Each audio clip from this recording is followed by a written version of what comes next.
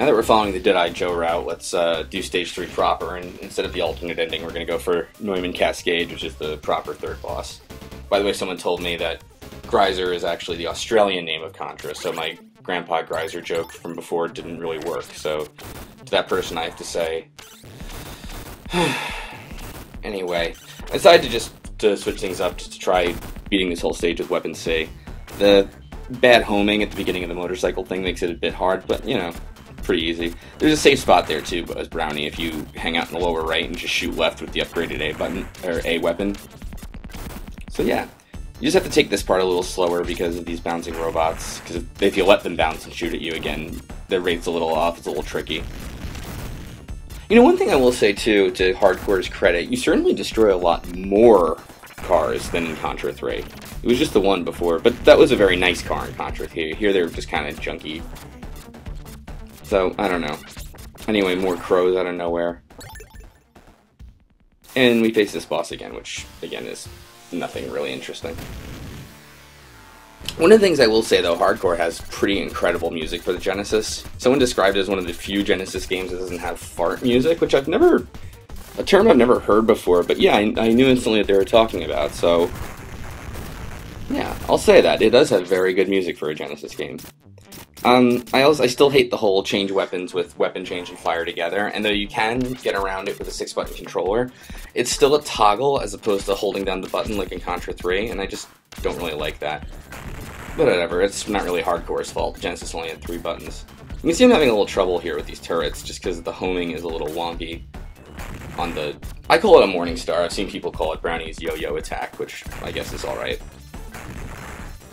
I guess I'll allow that. There's some Japanese graffiti in the back. I can't read it for the life of me, so... Well, at any rate, that should be the end of our turrets, and that leads us right to the boss. But first... No, you know, I don't want to make money in the battle arena. Forget about it. Whoa. Kitten's got claws.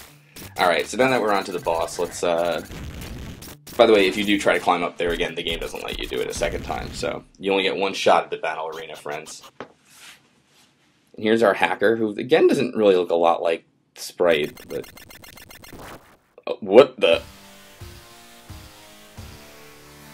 Virtual zone. So I think people in the 90s, they just had no idea what the internet would really turn into, and they were hoping it was this virtual world, but this is a very strange boss fight for a Contra game. We're going to start with the Taurus constellation. You can see his major attack here. Slide through it, jump over it, whatever you like. It's nothing too dangerous.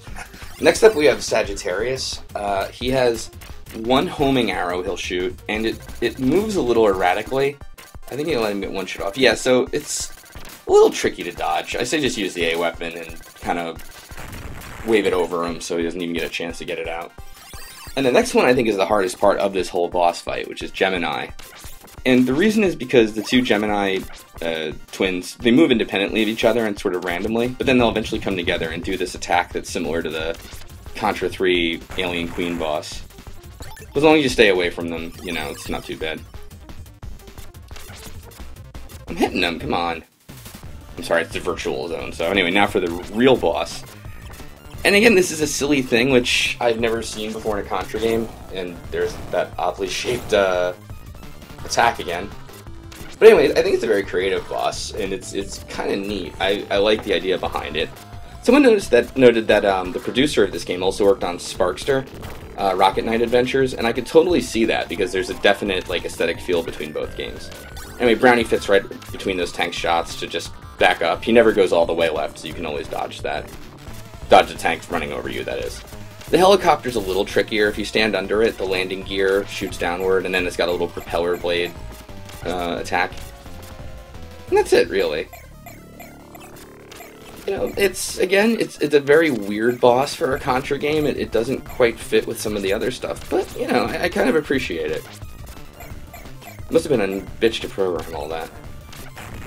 And anyway, once you've done that, that's it, and we've officially taken out the hacker Neumann Cascade. With a terrible one-liner. Headquarters. What are we, the police? What is the Contra hardcore? Alright, whatever. And that's stage 3.